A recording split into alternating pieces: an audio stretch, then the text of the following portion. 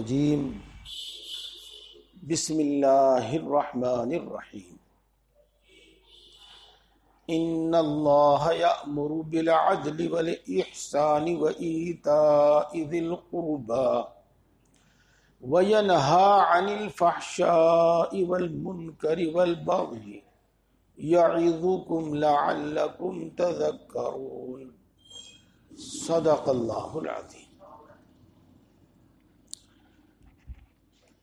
محترم بزرگوں اور دوستوں، پیارے بھائیوں اور پیاری ماؤں بہنوں،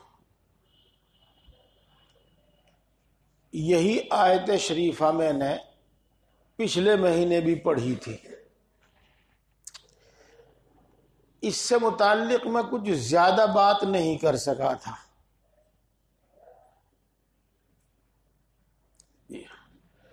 آج میں موٹی موٹی سی باتیں، ضروری سی باتیں اس آیت شریفہ کی روشنی میں عرض کروں گا، آپ کے سامنے پیش کروں گا۔ کچھ تمہیدی بات ضروری ہے، وہ آپ کو نفع دے گی، فائدہ دے گی۔ میری پیاری مائیں بہنیں تو جمعے کا خطبہ سنتی نہیں، ہاں میرے بھائی سب جمعے کے خطبے میں شریک رہتے ہیں۔ جو 5 وقت کی نماز میں کوتاہی کرتے ہیں، الحمدللہ جمعے میں تو وہ بھی سب شریک رہتے ہیں، اور جمعے کے خطبے میں اکثر و بیشتر، زیادہ تر ہر خطبے میں یہ آیت شریفہ پڑھی جاتی ہے۔ یہ آیت شریفہ سن کر آپ کو کچھ یاد بھی آ گیا ہوگا کہ ہاں ہم ہر جمعے میں خطبے میں یہ آیت سنتے ہیں، ان اللہ یأمر بالعدل والإحسان وإیتاء ذی القربى وینہی عن الفحشاء والمنکر والبغی۔ یہ یاد بھی آ گئی ہوگی۔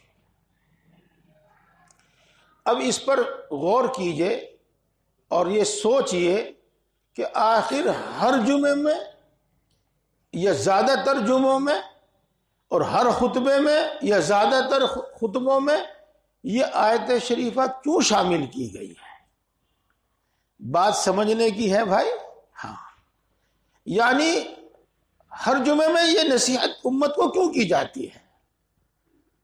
ہر جمعے میں یہ بات امت کے سامنے کیوں رکھی جاتی ہے؟ ہاں، یہ بات ذہن میں آتی ہے اور آنی چاہیے۔ میرے دوستو، اس واسطے یہ آیت شریفہ ہر جمعے میں، ہر خطبے میں امت کے سامنے رکھی جاتی ہے کہ اس میں اللہ تبارک و تعالی نے بہت بہت اہم حکم دیا ہے امت کو۔ 3 باتوں کا اس میں حکم دیا ہے اور 3 باتوں سے منع کیا ہے۔ اور آپ میری بات بار بار سن کر یہ خوب اچھی طرح سمجھ گئے ہوں گے کہ دین انہی 2 چیزوں کا مجموعہ ہے۔ کچھ چیزوں کا اللہ نے ہمیں حکم دیا ہے کہ یہ کرنی ہے، اور کچھ چیزوں سے اللہ تبارک و تعالیٰ نے ہمیں روکا ہے، منع کیا ہے کہ یہ نہیں کرنی ہے۔ اور اگر غور کیا جاوے، اگر دیکھا جاوے تو ان 6 باتوں میں پورا دین آ گیا، پورا دین آ گیا۔ ان 6 باتوں میں 3 کا جو حکم دیا اور 3 باتوں سے جو ہمیں روکا، منع کیا، اس میں تقریباً پورا دین آ گیا۔ اسی واسطے یہ ہر جمعے میں، ہر خطبے میں امت کے سامنے پیش کی جاتی ہے۔ میرے بھائیوں، پھر کچھ دل میں آ رہا ہے تو میں پہلے وہ بات بتا دوں۔ ہاں، پچھلے مہینے بھی بات میں نے بتائی تھی، یہ امت جو ہے علم والی امت ہے، علم والی امت ہے۔ تو علم کا شوق ہر امتی کے دل میں ہونا چاہیے۔ اسی لیے میں صرف قرآن و حدیث کی بات کرتا ہوں قصے کہانی کی بات نہیں کرتا، کہ ہمارا تعلق قرآن و حدیث سے جڑے اور ہمارا مزاج قرآن و حدیث کے مطابق بنے۔ ایک دوسری بات اور سنو، وہ کیا؟ ہم میں ایک کمی ہے، خوبیاں بھی ہیں الحمدللہ ہم میں، اور ایک کمی بھی ہے ہمارے میں، کہ ہم یہ چاہتے ہیں کہ اللہ نے جو وعدے کیے ہیں وہ تو سارے پورے ہوں، اور جب نمبر آتا ہے کام کرنے کا، احکام پر عمل کرنے کا، تو ہم اس میں کوتاہی کرتے ہیں، ہم اس میں پیچھے ہٹتے ہیں۔ تو گویا کہ ہم اپنی زبان حال سے یہ کہتے ہیں، اے اللہ ہم اپنا کام کریں نہ کریں لیکن تو اپنے سارے وعدے پورے کر۔ ہاں دیکھو میرے دوستو، یہ بات صحیح نہیں ہے، ہاں یہ بات صحیح نہیں ہے۔ اللہ تبارک و تعالیٰ قرآن پاک میں ارشاد فرماتے ہیں، یا بنی اسرائیل اذکروا نعمتی التي انعمت علیکم واوفوا بعہدی اوف بعہدکم۔ یہ حکم اگرچہ بنی اسرائیل کو دیا گیا ہے، اور آپ بنی اسرائیل کا مطلب سمجھتے ہوں گے۔ جی ہاں، ہم سے پہلے دو امتیں گزری ہیں، ایک وہ جس کو تورات ملی ہے، ایک وہ جس کو انجیل ملی ہے۔ یہ دونوں یہود و نصارہ کہلاتے ہیں، اور یہ سب کے سب حضرت یعقوب علیہ السلام کی اولاد ہیں، ان کو بنی اسرائیل کہا جاتا ہے۔ تو ہم سے پہلے جن کو دو بڑی بڑی کتابیں ملی ہیں وہ بنی اسرائیل ہیں۔ اللہ تعالیٰ ان سے فرماتا ہے کہ اے بنی اسرائیل، تم اللہ کی ان نعمتوں کو یاد کرو جو نعمتیں اللہ نے تم کو عطا کی ہیں۔ یا بنی اسرائیل اذکروا نعمتی التی انعمت علیکم، یہ فرمایا، اور پھر فرمایا اوفوا بعہدی، تم نے مجھ سے جو وعدہ کیا ہے، تم نے مجھ سے جو عہد کیا ہے، تم تو وہ پورا کرو۔ اوفی بعہدی، اور میں نے تم سے جو وعدہ کیا ہے، میں نے تم سے جو عہد کیا ہے، میں اپنا وعدہ پورا کروں گا، میں اپنا عہد پورا کروں گا۔ تو بھائیو، اس کا مطلب وہی ہے جو میں ابھی آپ کو بتا رہا تھا، تم اللہ کے حکموں کی پابندی کرو، تم دین پر چلو، تم شریعت و سنت پر عمل کرو۔ میں نے اپنی اطاعت و فرما برداری پر، چاہے تو یوں کہہ لو، چاہے یوں کہہ لو کہ شریعت و سنت پر چلنے والوں سے جو وعدے کیے ہیں میں وہ وعدے پورے کروں گا۔ بات بالکل صحیح ہے۔ ہاں، اگر ہم اسی کا تھوڑا سا مفہوم سمجھیں، اللہ نے وہ کہا تو ہے نہیں لیکن سمجھ میں تو آتا ہے، اگر تم مجھ سے کیے ہوئے اپنے وعدے پورے نہیں کرتے، اگر تم مجھ سے کیا ہوا اپنا عہد پورا نہیں کرتے، تو بھائی میں بھی نہیں کروں گا، میں بھی نہیں کروں گا۔ ہاں، یہ بات یہاں سمجھ میں آتی ہے، اور ہے بھی صحیح۔ اس واسطے کہ اللہ تبارک و تعالیٰ نے اپنی اطاعت و فرما برداری پر بہت سارے وعدے کیے ہیں، اور نافرمانی پر عذاب اور سزا کی دھمکی دی ہے، بلکہ دنیا میں عذاب اور سزا دی ہے۔ اس سے بات سمجھ میں آتی ہے کہ اگر تم مجھ سے کیے ہوئے اپنے عہد، معاہدے اور وعدے کو پورا کرو گے تو میں تم سے اپنے کیے ہوئے عہد اور معاہدے کو پورا کروں گا، اور اگر تم پورا نہیں کرنے کے تو میں بھی پورا نہیں کرنے گا۔ تو اللہ تبارک و تعالیٰ کے احکام اگر ہم پورے کریں گے تو انشاءاللہ العزیز اللہ کے کیے ہوئے وعدے پورے ہوں گے۔ جی ہاں، اس بات کو یہاں سے سمجھ لو۔ اور دوسری آیتوں سے بھی یہ بات سمجھ میں آتی ہے، اگرچہ اتنی صاف سمجھ میں نہیں آتی لیکن ساتھ آتی ہے سمجھ میں۔ وَأَن لَّيْسَ لِلْإِنسَانِ إِلَّا مَا سَعَىٰ، آدمی کے لیے وہی ہے جو اس نے کیا ہے۔ وَأَن لَّيْسَ لِلْإِنسَانِ إِلَّا مَا سَعَىٰ، انسان کے لیے وہی ہے جو اس نے کیا ہے۔ وَأَنَّ سَعْيَهُ سَوْفَ يُرَىٰ، اور اس کا کیا ہوا خود اس کو ایک دن دکھا دیا جائے گا، اس نے کیا کر رکھا۔ تو بھائی پھر سنو، اللہ کے احکام پورے کر کے اللہ کے وعدوں کی امید رکھنا بالکل صحیح اور مومن کا کام، اور اللہ کے احکام کو پورے کیے بغیر اللہ کے وعدوں کے پورے ہونے کی امید رکھنا یہ دھوکہ ہے۔ یہ بات آپ کو یہاں بتا دی گئی۔ دیکھو اور بات سنو، اور بات سنو، یہ 20ویں پارے کی آیت شریفہ ہے۔ اللہ تبارک و تعالیٰ نے پہلے حضرت نوح علیہ السلام کی قوم کی تباہی کا ذکر کیا، لوط علیہ السلام کی امت کی تباہی کا ذکر کیا، حضرت شعیب علیہ السلام کی قوم کی تباہی کا ذکر کیا، فرعون اور فرعون کی قوم کی تباہی کا ذکر کیا۔ یہ سب باتیں مشہور ہیں۔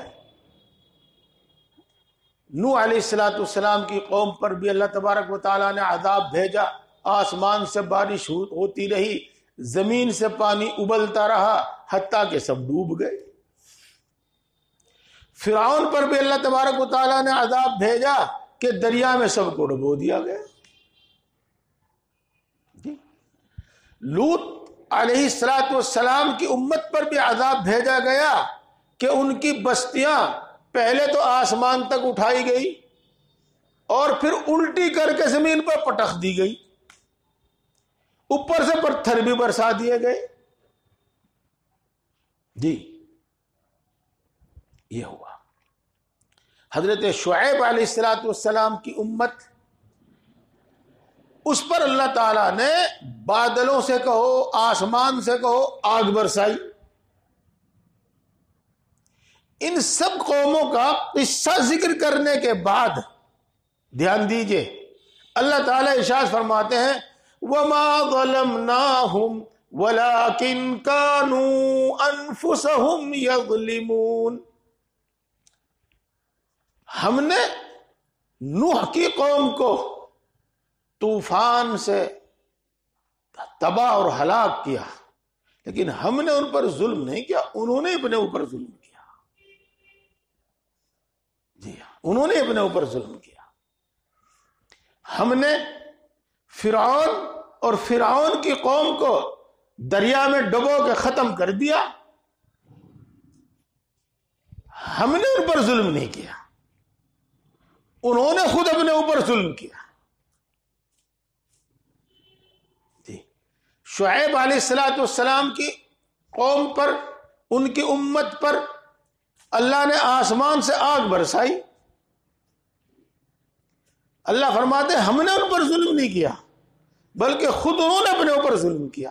ابھی مطلب بتا رہا ہوں آپ کو۔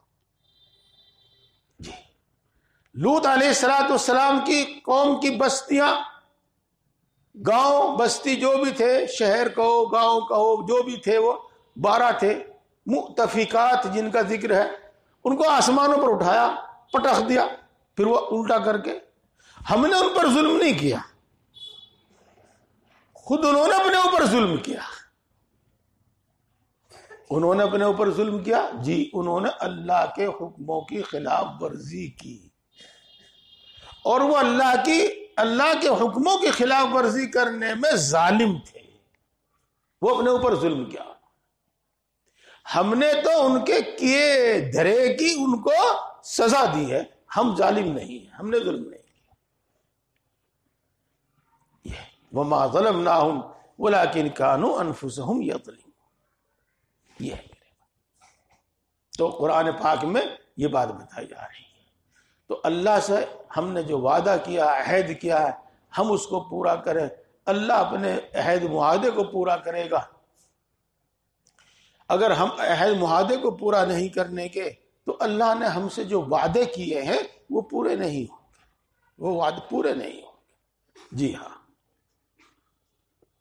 کل بھی کچھ اسی طرح کا مضمون تھا سہارنپور. وہ واعظ کے دوران ہی ذہن میں آیا، اور بڑی اچھی بات ہے وہ، اور وہ سمجھنے کی ہے، سب کے سمجھنے کی. میری پیارے مائیں بہن بھی سن رہی ہیں، وہ بھی سمجھیں. اور میں قصے کہانی نہیں سناتا، پہلے بتایا تھا میں نے آپ کو، میں تو قرآن و حدیث کی بات ہی سناتا ہوں، تاکہ اسی سے ہمارا مزاج، اسی سے بات سننے سمجھنے کا مزاج بنے ہمارا. کیا اللہ نے قرآن پاک میں جس چیز کی ہمیں دنیا میں ضرورت ہے، سب چیزوں کے وعدے ہیں. جس چیز کی بھی ہمیں دنیا میں ضرورت ہے، اللہ نے اپنے دین پر عمل کرنے والوں سے ان سب کے وعدے کیے. دیکھو اس میں سے میں کچھ بتاتا ہوں، سب نہیں. ہمارے نوجوان بھائیوں کو خاص طور سے، یوں تو ہر ایک کو یہ تمنا ہے کہ ہماری حکومت بنے، ہماری حکومت ہو. اور جب ہم کو یوں کہہ دیتے ہیں کہ مہدی علیہ السلام آئیں گے اور ہماری حکومت ہوگی، اور کوئی یوں کہتا ہے کہ ایک دن ہندوستان میں ہماری حکومت ہوگی، تو محض یہ سن کے ہی ہمارا جی خوش ہو جاتا ہے. ہر آدمی کی تمنا ہے کہ ہماری حکومت ہو، یہ چاہتے ہیں. ہم ہی نہیں چاہتے، ہم ہی نہیں، صحابہ کرام رضوان اللہ تعالی علیہ مجمعین بھی چاہتے تھے. جی بس وہ جلدی سے جو بات آتی ہے وہ یاد نہیں آتی کبھی مرتبہ. جی وَأُخْرَى تُحِبُّونَهَا نَصْرٌ مِّنَ اللَّهِ وَفَتْحٌ قَرِيبٌ. اللہ نے اوپر جنت کا وعدہ کیا، اس کی تفصیل نہیں بتاتا. اللہ نے اوپر جنت کا وعدہ کیا، اور پھر کہا کہ جو کچھ ہم نے تم سے جنت وغیرہ کا وعدہ کیا ہے وہ تو تمہیں ملے گی، ایک دوسری چیز اور ملے گی. وہ اخرى، ایک دوسری چیز اور ملے گی. تحبونها، جس کو تم پسند کرتے ہو، جس کی تمنا اور چاہت تمہارے دلوں میں ہے،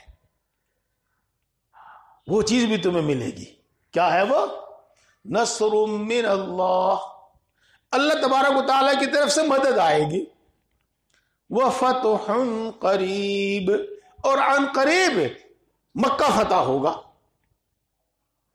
وہاں تمہاری حکومت ہوگی. یہ ہے. تو بہرحال اللہ نے اس کا بھی وعدہ کیا ہے، اللہ نے اس کا بھی وعدہ کیا ہے. کیا؟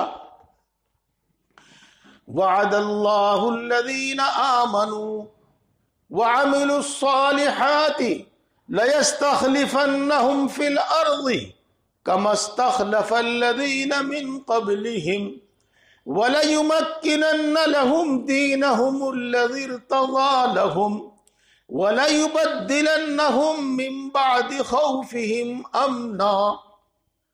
دی میں نے تو پڑھ دی آیت شریفہ. آپ بتاؤ، کوئی قاری صاحب بتاوے، کوئی حافظ صاحب بتاوے، کون سے پارے میں ہے یہ؟ یہ 18ویں پارے میں ہے، یہ 18ویں پارے میں ہے۔ جی ہاں، وعد اللہ وعمل الصالحات لیستخلفنہم فی الارض۔ کیا ترجمہ اس کا؟ وہ جو اللہ پر ایمان لائیں گے اور وہ جو نیک اعمال کریں گے، اللہ ان سے وعدہ کرتا ہے کہ ان کو زمین میں حکومت عطا کرے گا۔ لَيَسْتَخْلِفَنَّهُمْ فِي الْأَرْضِ كَمَا اسْتَخْلَفَ الَّذِينَ مِنْ قَبْلِكُمْ، جیسا کہ اللہ نے ان مومنین کو اور ان نیک عمل کرنے والوں کو حکومت بخشی جو تم سے پہلے گزرے، وہ تمہیں بھی دے گا۔ كَمَا اسْتَخْلَفَ الَّذِينَ مِنْ قَبْلِكُمْ۔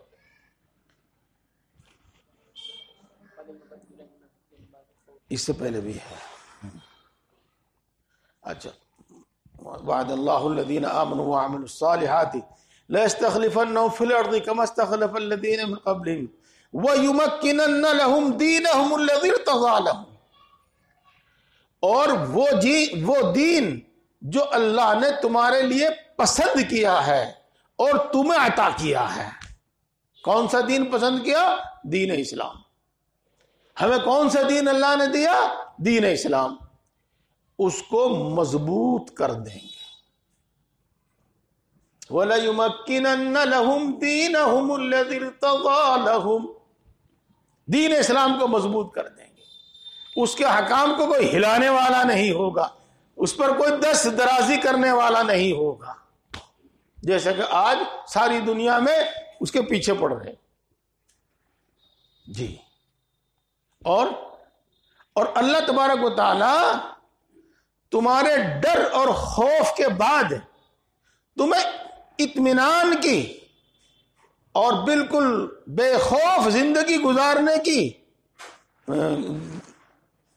طاقت دیں گے، یوں کہہ لو، تمہارے خوف کو امن سے بدل دیں گے۔ دیکھو، اس کی سب کو تمنا ہوتی ہے، سب کو ضرورت ہوتی ہے۔ دوستو،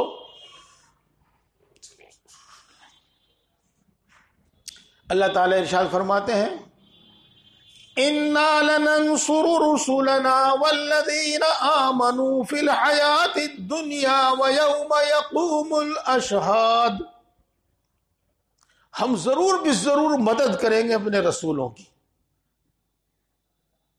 اور ایمان لانے والوں کی بھی مدد کریں گے۔ وَالَّذِينَ آمَنُوا، مومنین کی بھی مدد کریں گے، اپنے رسولوں کی بھی مدد کریں گے۔ کہاں؟ فی الحیات الدنیا، دنیاوی زندگی میں، اور اس دن بھی جس دن گواہیاں ادا کی جائیں گی، یا جس دن گواہ کھڑے ہوں گے، اس دن بھی ہم ان کی مدد کریں گے، یعنی جس دن حساب ہوگا،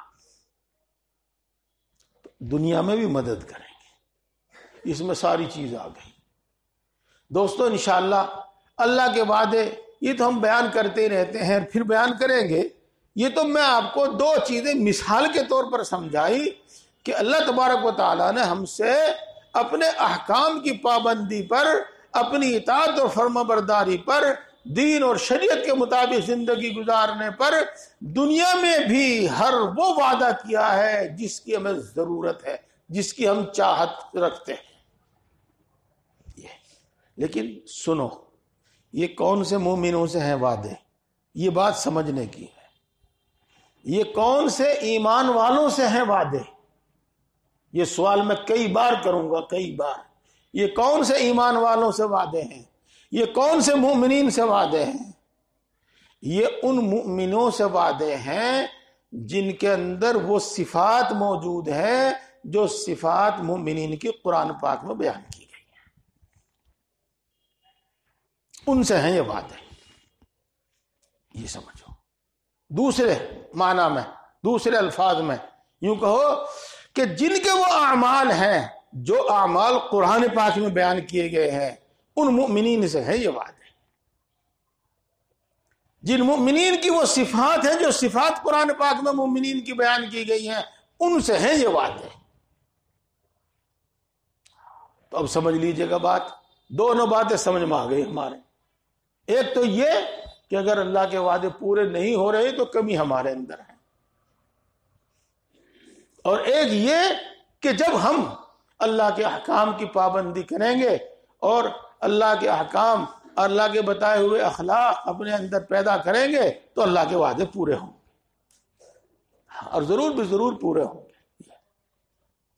تو دوستو خوب بات سمجھ میں آ گئی ہوگی، میں چلتا ہوں کہ اللہ کے احکام جب پورے کیے جائیں گے اور اللہ نے ان پر جو وعدے کیے ہیں وہ بھی پورے کیے جائیں گے، تو اب سمجھیے ہمارا فرض یہ بنتا ہے کہ ہم اللہ کے احکام کو یاد کر کر کے سمجھ کے ان پر عمل کریں۔ یہ بات مجھے کہنے کی تو ہے نہیں، اس میں بات آ گئی جو میں نے پیچھے بتائی، لیکن مختصر طور پر ایک جملے میں بات بتا دوں۔ ہاں، حضرت موسیٰ علیہ السلام کی ماں اپنے بیٹے موسیٰ کو دودھ پلاتی تھی اور فرعون سے وظیفہ اور تنخواہ لیتی تھی۔ وہ پورا قصہ آج نہیں بتاتے ہم آپ کو معلوم بھی ہے۔ علماء یوں فرماتے ہیں کہ بندے مومن اور مسلمان کی یہی صفت ہے، یہی حالت ہے کہ وہ اللہ کے حکموں پر عمل کرتا ہے اور ان حکموں کا فائدہ بھی خود ہی اٹھاتا ہے، لیکن اس کے باوجود اللہ کی طرف سے اس کو انعام بھی ملتا ہے۔ اس لیے میرے بھائیوں، احکام کی پابندی کا مزاج بناؤ، احکام کی پابندی کا مزاج بناؤ۔ یہ مت سوچو کہ بغیر کیے دھرے اللہ کے وعدے پورے ہوں گے۔ اب میں بات شروع کرتا ہوں۔ اللہ نے ہمیں اس میں 3 باتوں کا حکم دیا ہے اور 3 باتوں سے منع کیا ہے۔ پہلی چیز جس کا ہمیں حکم دیا ہے وہ ہے عدل اور انصاف، اور وہ چیز جس سے ہمیں منع کیا ہے وہ ہے ظلم اور زیادتی۔ والبغی، بغی کے معنی ظلم اور زیادتی کے ہیں۔ انصاف ہو، انصاف، اور کسی پر ظلم و زیادتی نہ ہو۔ ایک تو ہمیں یہ دونوں آ گئی، اور دوسری بات کیا کہی ہم نے؟ احسان کی عادت بناؤ، احسان کا مزاج بناؤ۔ احسان کے ایک معنی ہم سمجھتے ہیں دوسرے کے ساتھ اچھا سلوک کرنا، دوسرے کے ساتھ اچھا برتاؤ کرنا، دوسرے کے کام آنا۔ احسان، احسان کے یہ معنی بھی ہے اور دوسرے معنی بھی ہے۔ یہاں ہم صرف بات کو مختصر کرنے کے واسطے اسی کو لیتے ہیں۔ اور تیسرا ہمیں حکم دیا ہے کہ قرابت داروں کا، جو خون کے جو رشتے ہیں، خون کے جو رشتے ہیں، قرابت داروں کا حق ادا کرو۔ یہ 3 حکم دیے۔ چوتھا وہ آئی گیا ظلم، اور پھر منع فرمایا بے حیائی کے کاموں سے، اور منع فرمایا ہر برے کام سے۔ ایک تو بے حیائی کے کام ہوتے ہیں تو وہ بھی برے، لیکن وہ بہت زیادہ برے ہیں، بے حیائی بھی ہے ان کے اندر۔ تو ہر بے حیائی کے کام سے ہمیں منع کیا ہے اور ہر برے کام سے ہم کو منع کیا ہے، اور ظلم و زیادتی سے ہمیں منع کیا ہے۔ انصاف کرو، احسان کرو، اور خون کے رشتوں کا حق ادا کرو۔ بے حیائی کے کاموں سے بچو، ہر برائی سے بچو، اور ظلم اور زیادتی سے بچو۔ یہ سب اس کے اندر۔ پہلی چیز عدل اور انصاف۔ میرے دوستو، اس کی ہمیں بڑی ضرورت ہے، بڑی ضرورت ہے۔ اگر دنیا کے اندر، حکومتوں کے اندر، ہمارے معاشرے کے اندر انصاف عام ہو جاوے تو ہر آدمی چین و سکون کی زندگی گزارے، اس کی جان محفوظ، اس کا مال محفوظ، اس کی عزت و آبرو محفوظ۔ اور اگر ظلم اور زیادتی کا رواج ہو جاوے تو کچھ محفوظ نہیں ہے، کچھ محفوظ نہیں ہے۔ اور جب ظلم و زیادتی کا رواج ہو جاوے حکومتوں میں، عدالتوں میں، معاشرے میں، ہماری گاؤں کی پنچایتوں میں جب ظلم و زیادتی کا رواج ہو جاوے تو صحیح بات تو یہ ہے کہ پھر یہ دنیا رہنے کے قابل نہیں رہتی۔ ہر آدمی کی ہر چیز ہر وقت خطرے میں، ہر آدمی کی ہر چیز ہر وقت خطرے میں جب ظلم و زیادتی عام ہو جاوے۔ جی ہاں، جی ہاں، وہ انیاؤ نگر کا قصہ سنا ہوگا نا آپ نے؟ سنا انیاؤ نگر کا قصہ؟ ہاں تو سن تو رکھا ہوگا، لیکن میں بھی سنا دوں گا آپ کو آج۔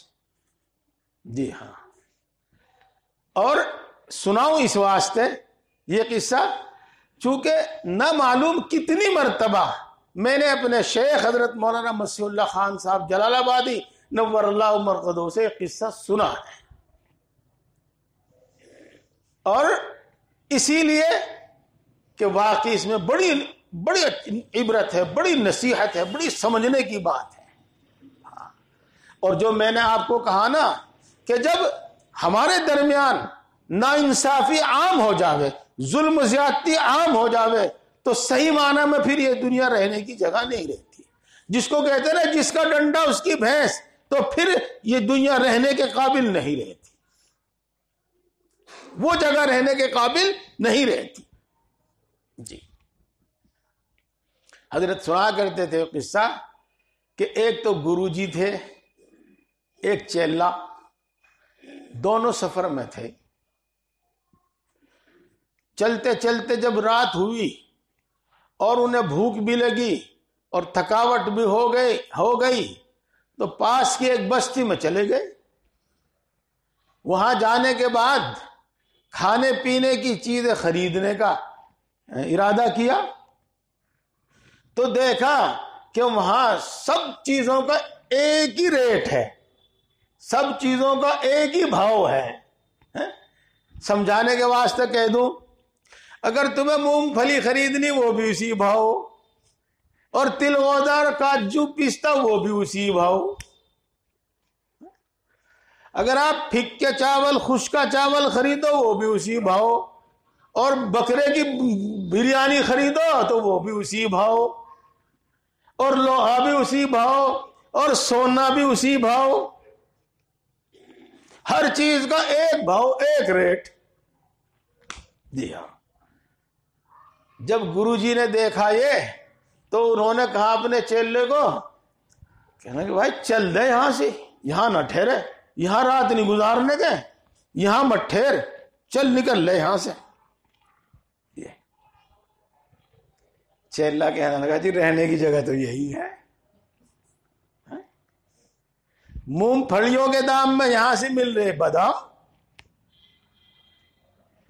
تو جی کچھ دن یہاں رہنے دو، یہاں تو بڑھیا بڑھیا چیزیں کھاویں گے خوب، اور موٹے تکڑے صحت بن جاوے گی۔ تو اس گرو جی تو منع کرتے تھے، چیلا ضد کرتا تھا کہ یہیں رہنا ہے۔ گرو جی نے کہا کہ جی اچھا بس چل رہے لے، تو رہ گئے جی۔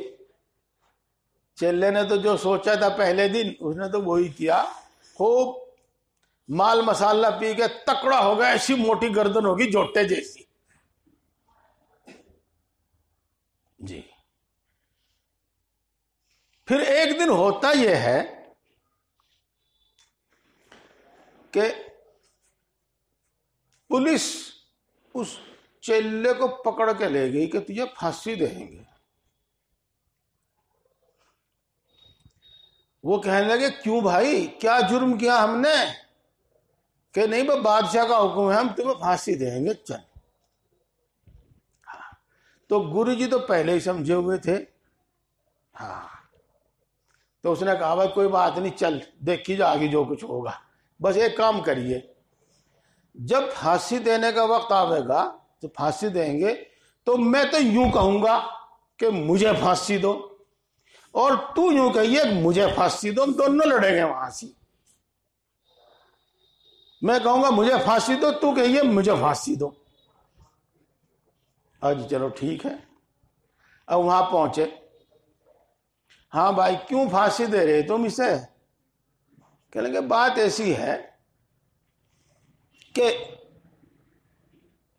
ایک ہاتھی والے کا ہاتھی بھاگا ڈر کے بدک کے، اس کے پیروں کے نیچے ایک بچہ آ کے مر گیا، تو اس بنا پر اسے پھانسی دی جا رہی.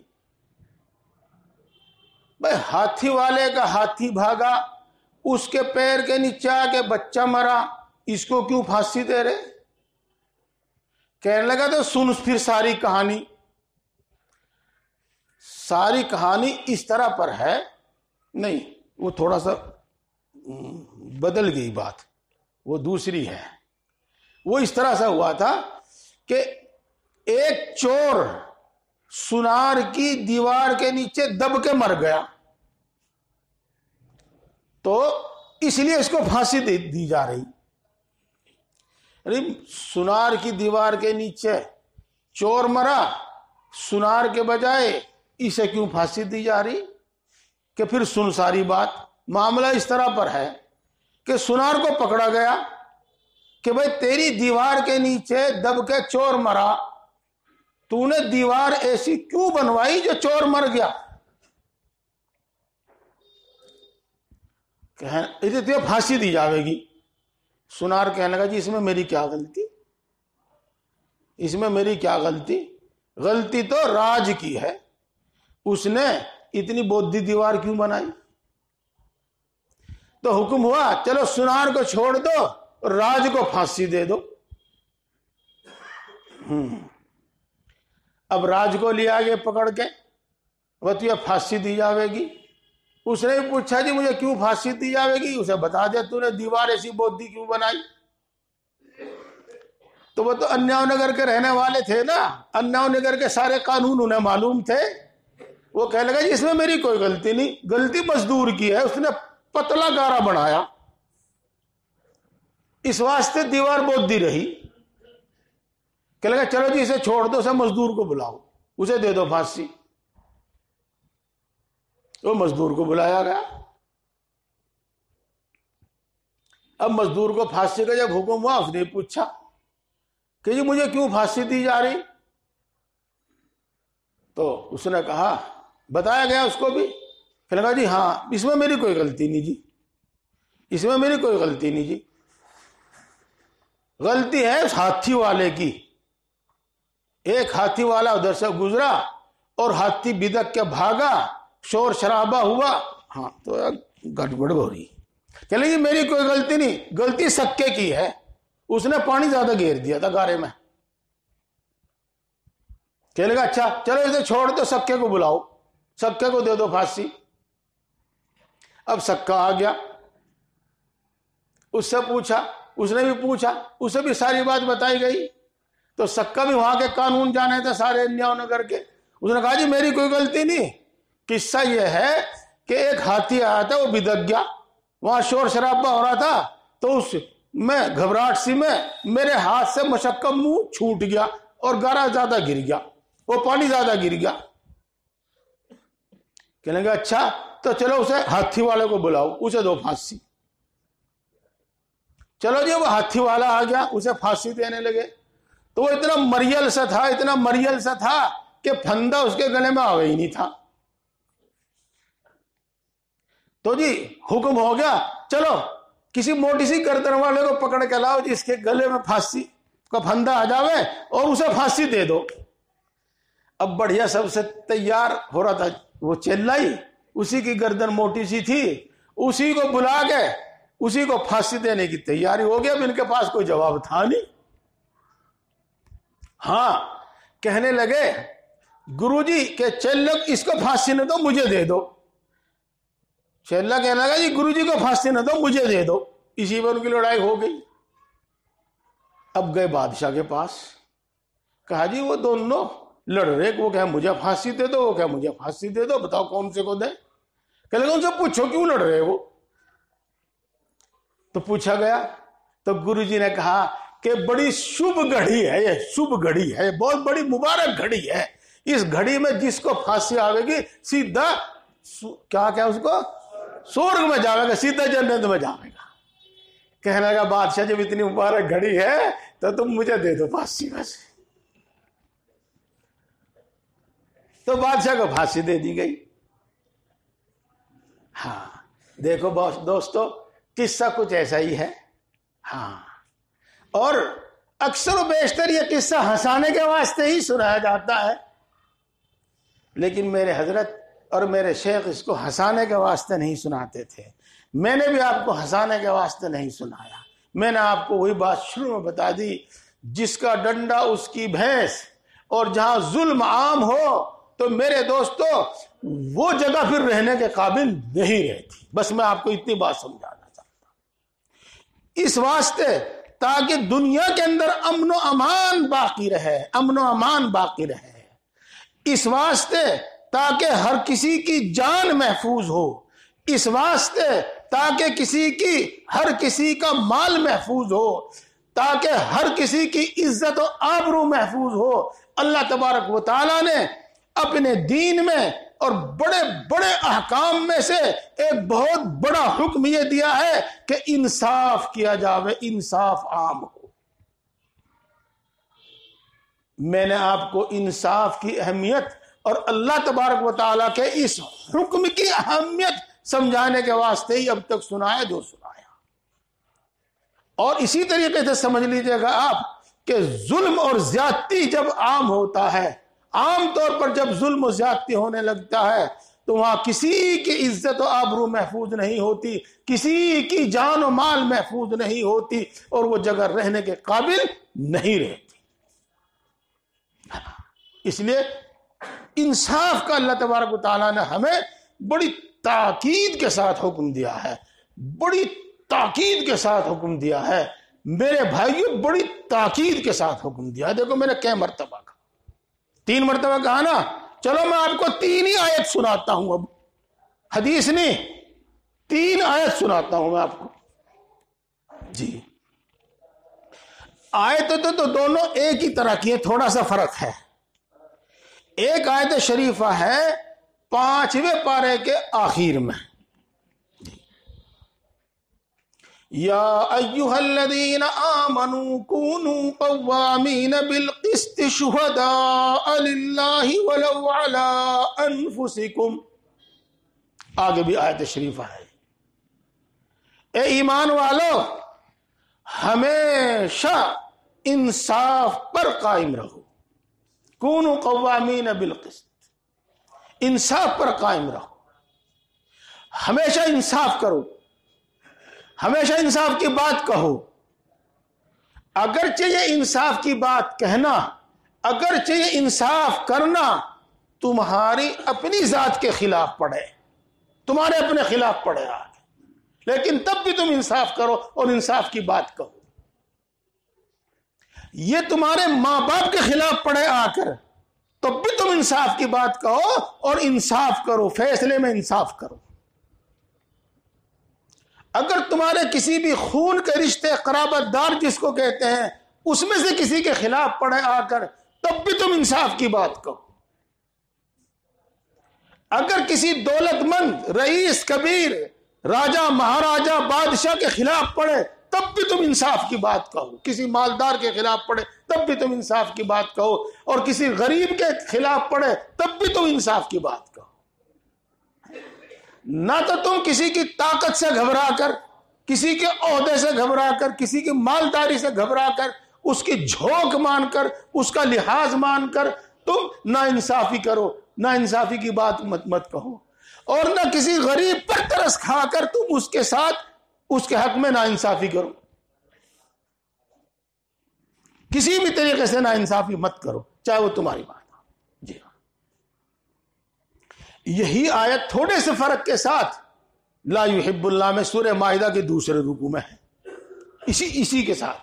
جی، اور اللہ نے فرمایا وہاں پر سورہ مائدہ میں،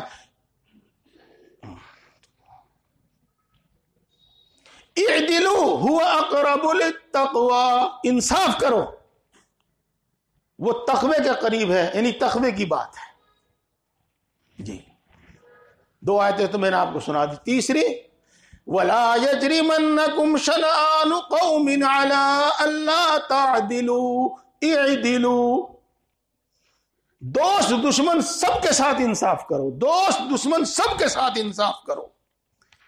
کسی کی دشمنی تم کو اس پر آمادہ نہ کر دے کہ تم اس کے ساتھ نا انصافی کرنے لگو یا اس کے ساتھ تم ظلم کرنے لگو. میرے بھائیوں، میرے بزرگوں اور دوستوں، بات ذرا کچھ لمبی ہو جاتی ہے تو وقت کم رہ جاتا ہے.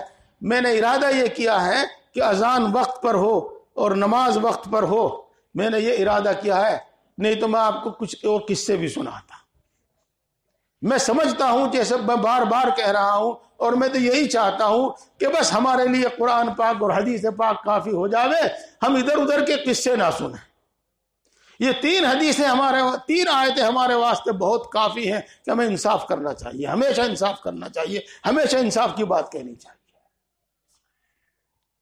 رسول اللہ صلی اللہ علیہ وسلم نے ارشاد فرمایا قل الحق ولو علی نفسک، قل الحق ولو علی نفسک.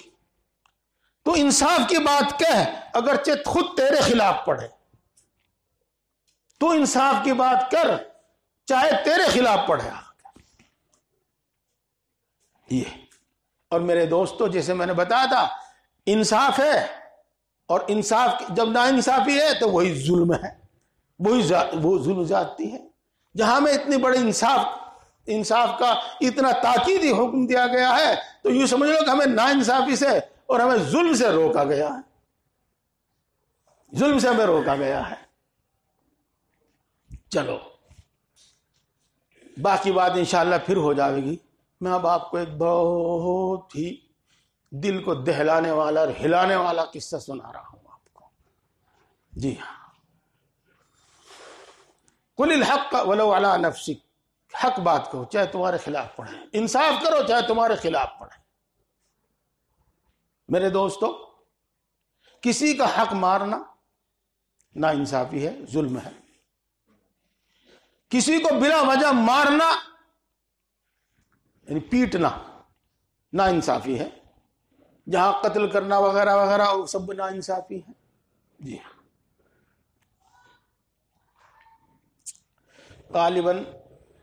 غالباً کیا قریب یہی ہے گا، حجۃ الوداع کا موقع تھا، اور رسول اللہ صلی اللہ علیہ وسلم نے اس موقع پر اپنی امت کو بڑی نصیحتیں کی تھی، بڑی اچھی اچھی نصیحتیں کی تھی. اسی دوران ایک نصیحت یہ بھی تھی کہ جس نے کسی پر کوئی ظلم کیا ہو اور جس نے کسی کا کوئی حق مارا ہو، وہ یہی دنیا میں معاملہ صاف کر لے، آخرت پر اس کو موقوف نہ رکھے.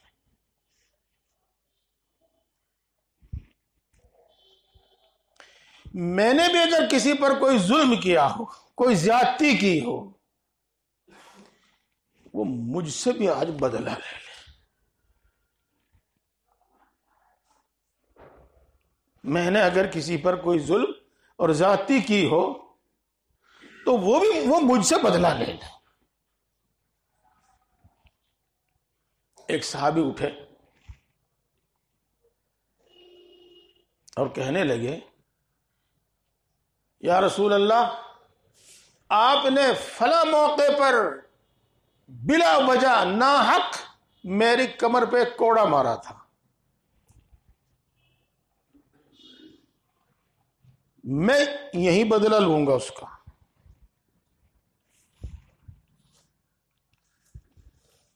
اے اللہ کے رسول، فلاں موقع پر آپ نے بلا وجہ میری کمر پر ایک کوڑا مارا تھا اور میں اس کا بدلہ لوں گا. رسول اللہ صلی اللہ علیہ وسلم نے اپنی کمر پیش کر دی، لے آ جا کوڑا مار لے۔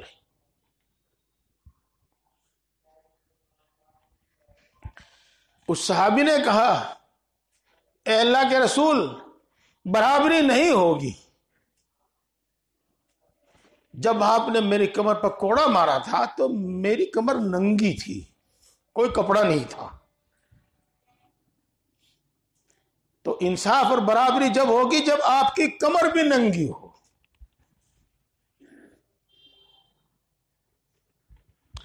تو رسول اللہ صلی اللہ علیہ وسلم نے اپنی کمر کھول دی، چادر اتار دی۔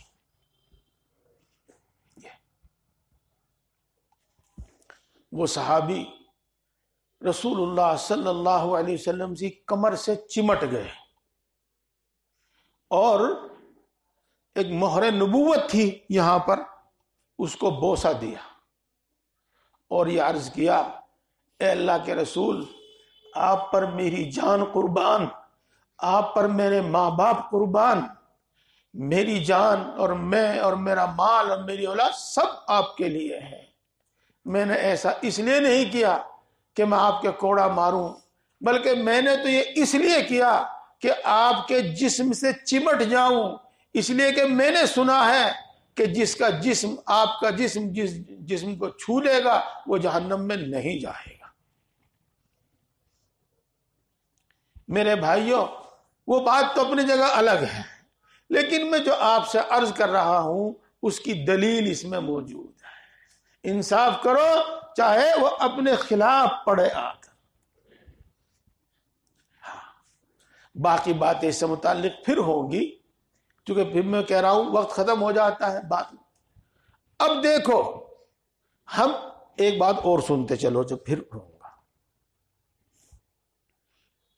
جیسے کہ ابھی شروع میں نے آپ کو بتایا، جی ہاں، کہ جب انصاف ہوتا ہے تو اللہ کے وعدے پورے ہوں گے، اور جب ظلم ہوگا تو اللہ کی سزائیں پوری ہوں گی، اللہ کی دھمکیاں پوری ہوں گی۔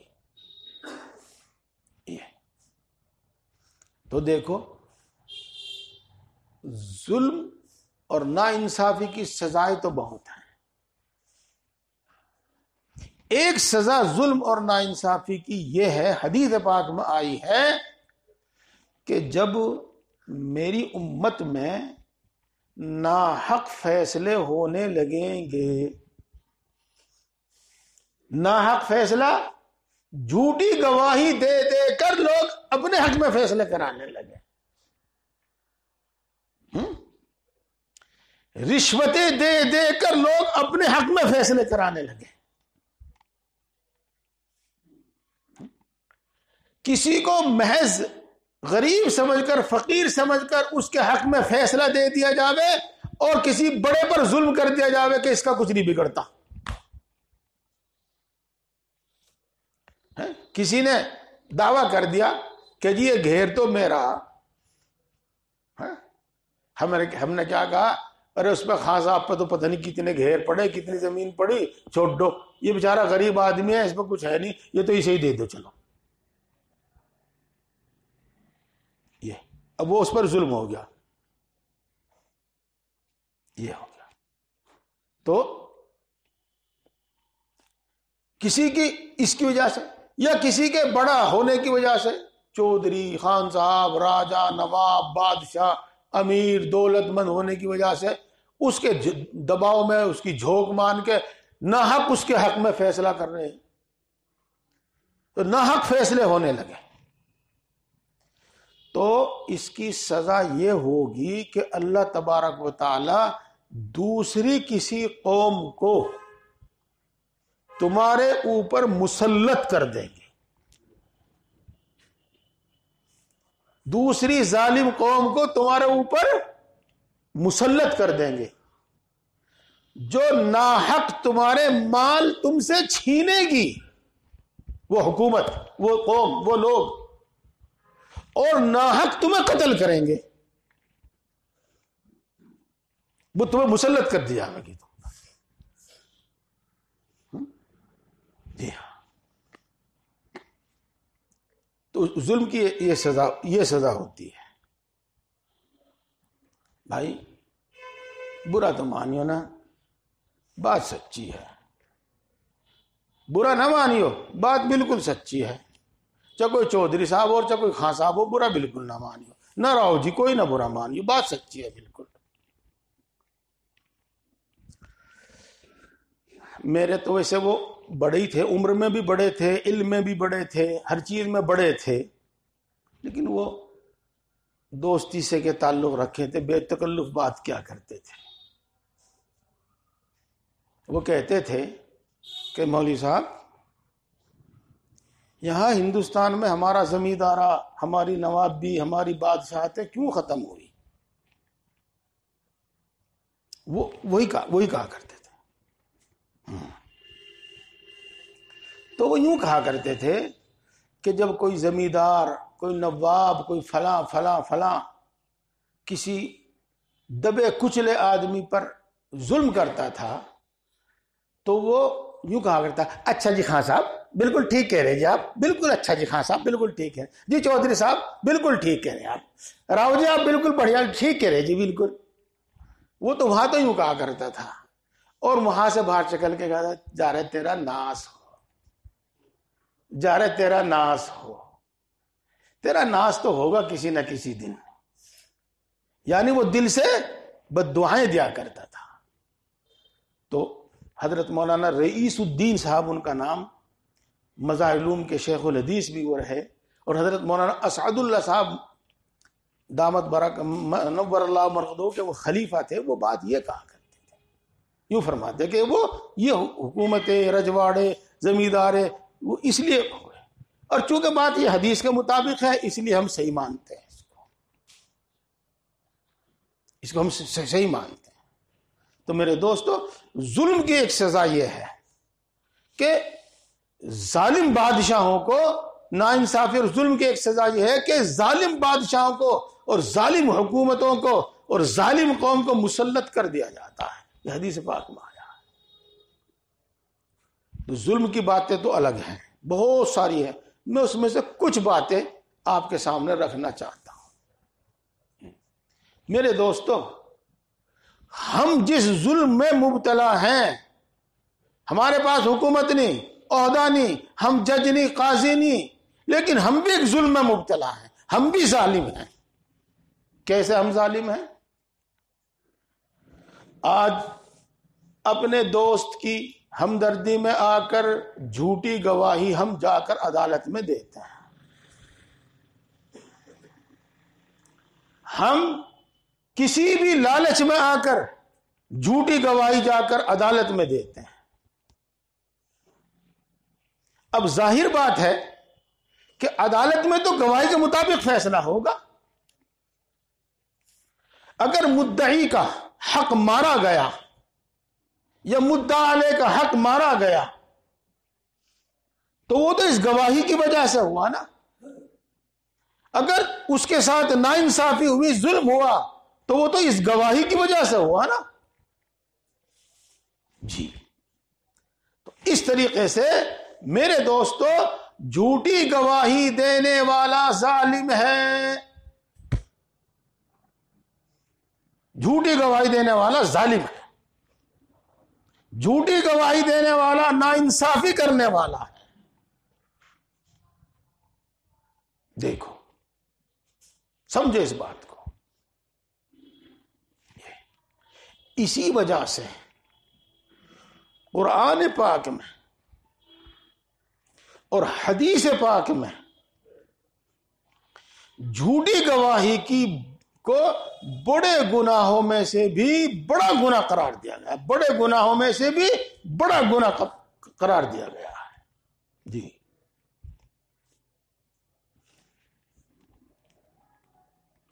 وَاجْتَنِبُوا الرِّجْسَ مِنَ الْأَوْثَانِ وَاجْتَنِبُوا قَوْلَ الزُّورِ. اس آیت شریفہ میں اللہ تبارک و تعالی حکم دیتے ہیں کہ شرک سے بچو، بت پرستی سے بچو، اور جھوٹی گواہی دینے سے بچو.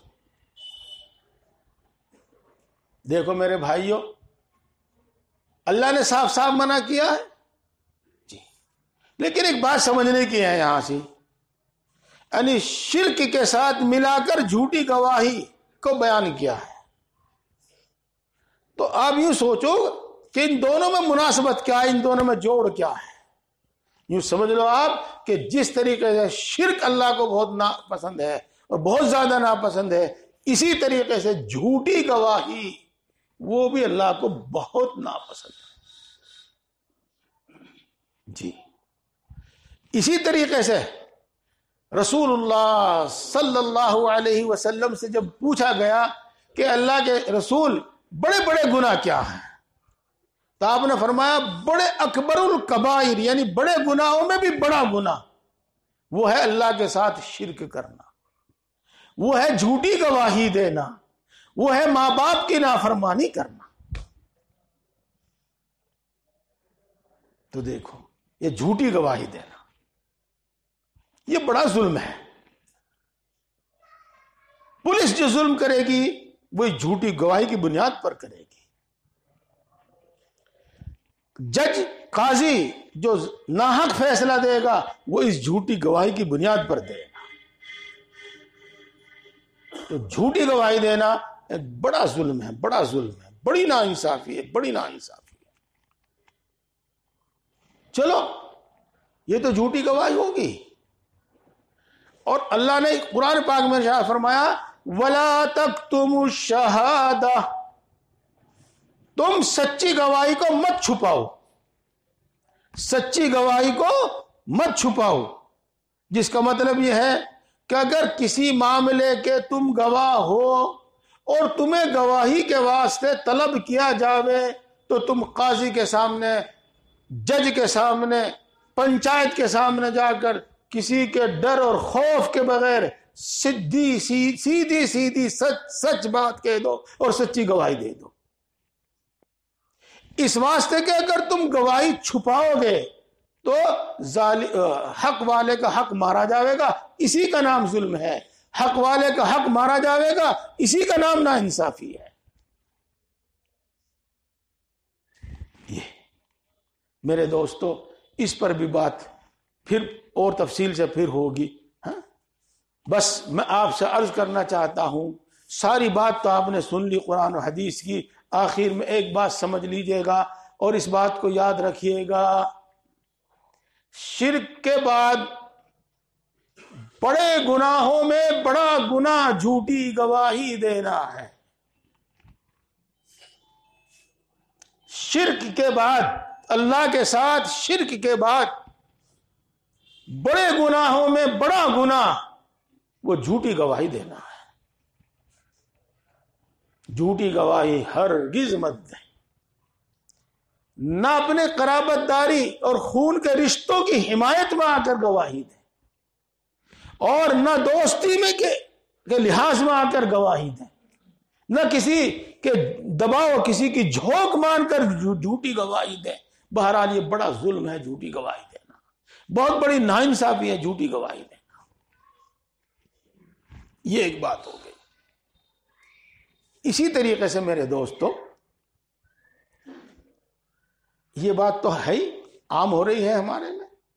اسی طریقے سے ایک بات اور ہمارے معاشرے میں، مسلموں میں بھی ہے تو زیادہ برائیاں غیر مسلموں میں، یہ بات بالکل پکی ہے. ان کے دیکھا دیکھی ہمارے میں بھی آ رہی ہیں. وہ کیا ہے؟ جھوٹی رپٹ لکھوانا. پولیس تھانے میں جھوٹ موٹ کی رپٹ لکھوانا، عدالت میں جھوٹے مقدمے دائر کرنا، یہ بڑی ناانصافی ہے، یہ بڑا ظلم ہے، بڑا ظلم ہے، یہ بڑا ظلم ہے. بات بالکل صاف ہو گئی ہے، اس سے زیادہ کچھ کہنے کی ضرورت نہیں ہے. ہاں شوہر بیوی کا آپسی کوئی بھی جھگڑا ہے، ان کا نواح نہیں ہو رہا ہے، کسی بھی وجہ سے نہیں ہو رہا نواح. انصاف کی بات یہ ہے کہ بھائی جب ان دونوں کا باجا نہیں بج رہا ان دونوں کی بات نہیں بن رہی تو لڑکے کے حق میں بھی یہی بہتر ہے اور لڑکی کے حق میں بھی یہی بہتر ہے کہ بھئی دونوں اپنا الگ ہو جاوے اور دوسرا نکاح کر لیں، دوسری جگہ اپنے جہاں نباہو وہاں آرام سے رہیں۔ لیکن اب کیا ہے، اگر ان دونوں کا نباہ نہیں ہو رہا ہے، لڑائی جھگڑا ہو رہا ہے، خدا نہ خواستہ طلاق ہو گئی ہے، اب کیا ہوتا ہے؟ جہیز کا مقدمہ۔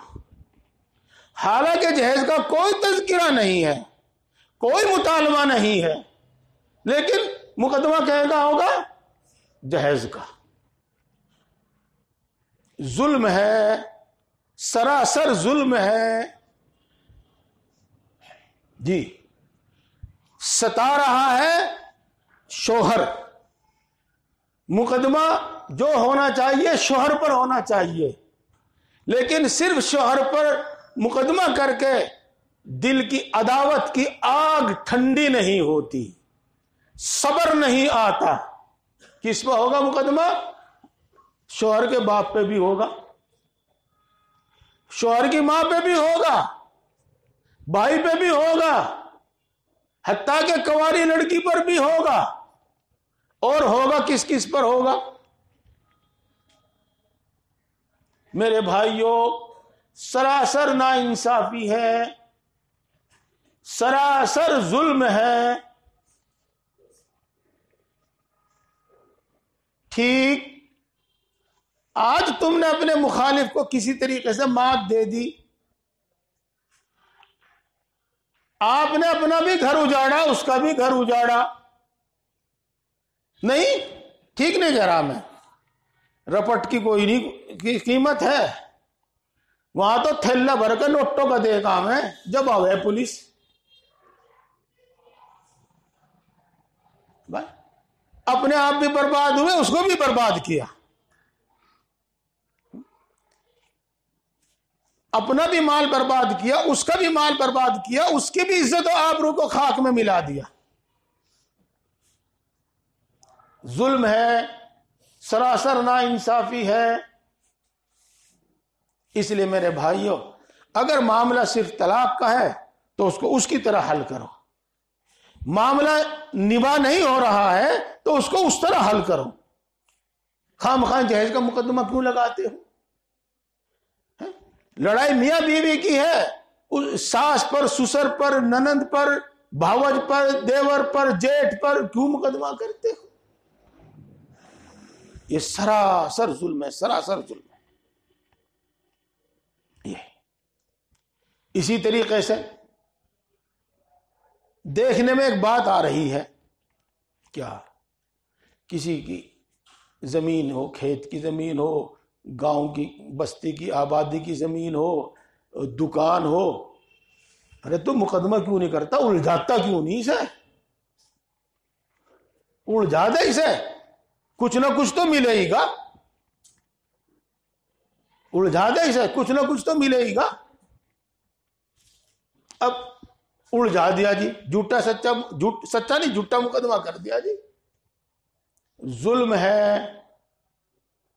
ناانصافی ہے۔ اگر کچھ نہیں سب کچھ بھی مل گیا تب بھی تم نے اپنے اوپر ظلم کیا۔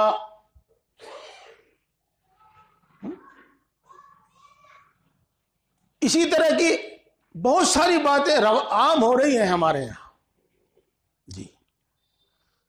پہلے تو بڑی خوشامد کی، سفارشی بل آیا، اجی مکان کرائے پر دے دو، اجی دکان کرائے پر دے دو، نہ معلوم کیا کیا وعدے کیے۔ چلو ہمدردی میں آ کر کسی کی لحاظ میں، کسی کی سفارش سے مکان کرائے پر دے دیا، اب چپ کے کیا کرے گا؟ واٹر ٹیکس کی رسید بنواوے گا،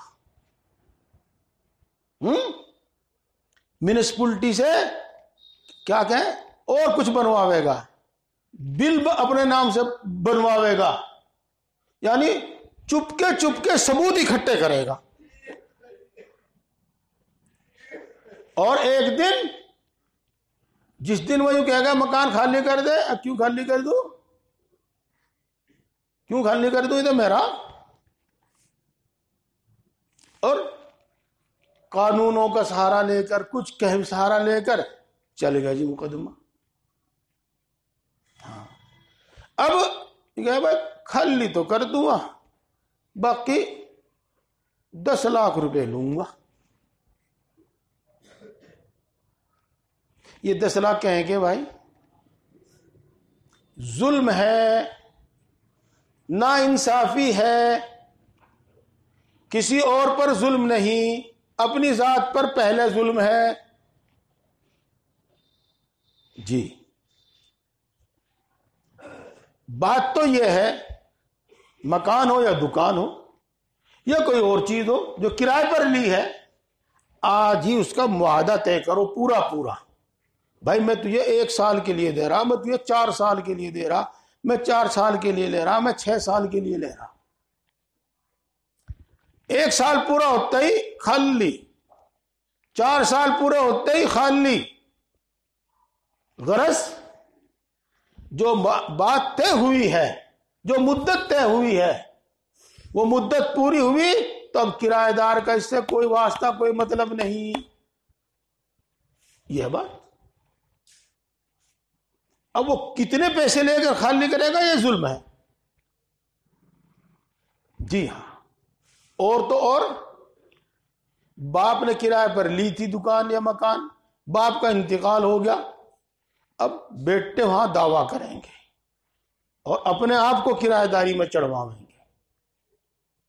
نہیں، باپ سے کرایہ داری کا معاملہ ہوا تھا، باپ کی زندگی تک یہ برقرار ہے، باپ کے انتقال سے ہی فوراً معاملہ ختم. اگر تمہیں کرایہ پر لینا ہے تو دوبارہ معاملہ کرو، نئے سرے سے معاملہ کرو. یہ تو میرے بھائیوں، میں آج اسی بات پر اپنی بات ختم کرتا ہوں، اور میں نے آپ کے سامنے قرآن و حدیث کی روشنی میں یہ بتا کر کہ اللہ کے بڑے بڑے احکام میں سے ایک حکم ہے انصاف کرنا، اور بڑے بڑے گناہوں میں سے ایک بڑا گناہ ہے کسی پر ظلم اور زیادتی کرنا.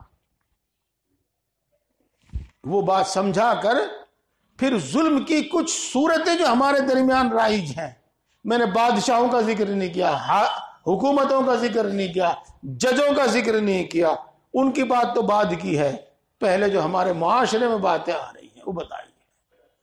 اور آپ ان باتوں کو سمجھ گئے ہوں گے.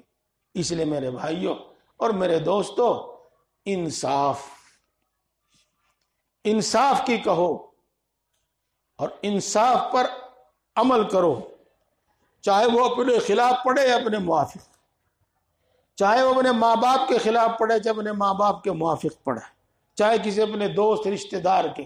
ہاں، اور جھوٹی گواہی ہرگز مت دو. یہ 2 باتیں میں نے آپ کو بتائی ہیں. چلو ایک بات اور بھی تھوڑی سی ابھی آ گئی. ہاں، گھر میں ساس بہو کی لڑائی ہے اور ہو گئی ہے نا، کسی ایک کی بے جا حمایت مت کرو.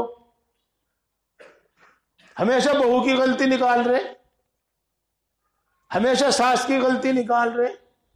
نا انصافی ہے، ظلم ہے، جانبداری ہے، گھر کا ڈھنگ یوں ہی نہیں بیٹھتا. بہو کی غلطی ہے بہو کو کہو، اور ساس کی غلطی ہے ساس کو کہو، ننند کی غلطی ہے ننند کو کہو، بھابھی کی غلطی ہے بھابھی کو کہو. کسی کی جانبداری کرنا، جانبداری بیجا طرفداری کرنا، یہ بھی ظلم ہے. جی بس میں اپنی بات ختم کرتا ہوں، وقت پورا ہو گیا ہے میرے بھائیوں. اور اسلام کے بہترین تعلیمات ہیں جن سے ہماری زندگی سکون کی زندگی بنتی ہے، چین اور اطمینان کی زندگی بنتی ہے. جی بات تو میں ختم کر رہا تھا لیکن کچھ نہ کچھ ہو جا مسئلہ. ایک چرواہا، گڈریا چرواہا، جنگل میں بکریاں چرایا کرتا تھا، اور اس کے ارد گرد بھیڑیے پھرتے رہتے تھے. آپ نے دیکھا تو نہیں، ہم نے بھی آپ نے بھی، لیکن قصے ضرور سنے ہیں کہ بھیڑیے کا اور بکری کا تو بڑا بیر ہے، لیکن وہ بھیڑیے ان بکریوں پر حملہ نہیں کرتے تھے، ان کو شکار نہیں بناتے تھے، پھاڑتے نہیں تھے۔ ایک دن اچانک ایک بھیڑیے نے بکری پر حملہ کیا اور بکری پھاڑ کھائی۔ جب اس کے چرواہے نے دیکھا ایسا تو وہ زور زور سے رونے لگا، چیخیں مار مار کر رونے لگا۔ آس پاس کے لوگ اکٹھے ہوئے، بھائی کیا بات ہو گئی، کیوں رو رہا اتنی زور زور سے؟ تو اس نے کہا کہ امیر المؤمنین حضرت عمر ابن عبد العزیز کا انتقال ہو گیا۔ امیر المؤمنین حضرت عمر ابن عبد العزیز کا انتقال ہو گیا۔ وہاں ٹیلی فون تو تھے نہیں، ہاں جنگل میں وہ ویسے تھا۔ انہوں نے پوچھا کہ کیسے پتا چلا تجھے، کیسے پتا چلا تجھے؟ تو انہوں نے یہ بتلایا کہ امیر المؤمنین عمر ابن عبد العزیز کے انصاف کا یہ اثر تھا کہ بھیڑیا بھی بکریوں پر ظلم نہیں کرتا تھا، ایک گھاٹ پر پانی پیتے تھے۔ آج جو بھیڑیے نے بکری پر حملہ کیا تو مجھے یہ یقین ہو گیا کہ وہ انصاف کرنے والا بادشاہ اور انصاف کرنے والا امیر المؤمنین اب دنیا میں نہیں رہا۔ یوں کہتے ہیں کہ واقعی جب تحقیق کی گئی تو واقعی اسی وقت امیر المؤمنین کا انتقال ہوا تھا جس وقت کا یہ واقعہ تھا۔ اس لیے میں عرض کرتا ہوں میرے دوستو، ہمارے آپس کی نا انصافی اور ظلم ہو، اس کا وبال ہمیں بھگتنا پڑتا ہے۔ آپ سمجھ لیجئے گا، جب نا انصافی عام ہو جاوے اور ہر طاقتور کمزور پر ظلم کرنے لگے تو ایک طاقتور سے دوسرا طاقتور ہے اور اس سے تیسرا زیادہ طاقتور ہے تو ظلم عام ہوگا۔ جس کو کہتے ہیں آج کل جنگل راج، جس کو کہتے ہیں جس کا ڈنڈا اسی کی بھینس، یہ صورتحال ہوگی۔ بہرحال میں نے آپ کے سامنے وہ بات رکھی ہے جو ہمارے اختیار میں ہے، اور انشاءاللہ العزیز اگلے مہینے بھی اللہ زندہ سلامت رکھے، خیر و عافیت رکھے، اور یہاں آنا ہوگا تو میں اس بات کو آگے لے کر چلوں گا۔ پھر میں بار بار تاکید کے ساتھ کہتا ہوں کہ جھوٹی گواہی ہرگز مت دیجیے، سچی گواہی دیجیے، ناانصافی ہرگز مت کیجیے۔ بات دیکھو دوستو، کاندھلہ دور نہیں ہے یہاں سے، پاس میں ہی ہے۔ وہاں جا کر آپ دیکھنا اور کسی سے پوچھنا۔ میں بھی نہیں گیا، میں نے بھی نہیں پوچھا یہ آج تک، جانا چاہیے مجھے بھی، کہ جی وہ کون سی مسجد ہے جس مسجد پر ہندوؤں کا دعویٰ تھا کہ یہ ہمارا مندر ہے، یہ ہماری جگہ ہے، اور پھر انگریز جج نے اس کا فیصلہ ہندوؤں کے حق میں کیا تھا، وہ کون سی مسجد ہے؟ اس کا قصہ اس طرح پر ہے، اس کا قصہ اس طرح پر ہے کہ ان کے یہاں جج کے یہاں دعویٰ ہو گیا کہ ہماری جگہ پر انہوں نے مسجد بنا لی۔ اب گواہی کی بات آئی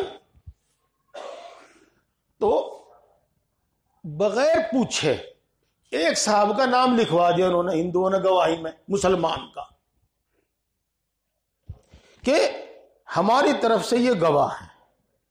جی ہاں، تو